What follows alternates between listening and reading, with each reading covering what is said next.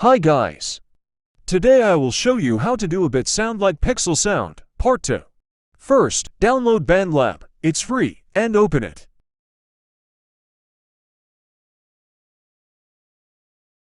But you need to sign in first. Sorry about that. I'm so sorry if you don't have any yet you don't want to sign in. Also click plus button. Click voice audio.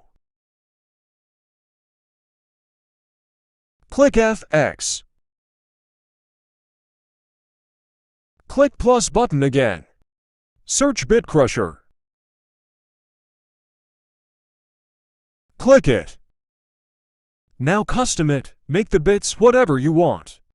Make the intensity to 44 and make mix to 87. So everyone can see your real sound.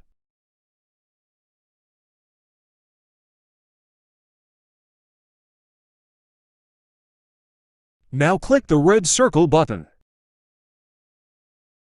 Now you can record your sound, and click this play button.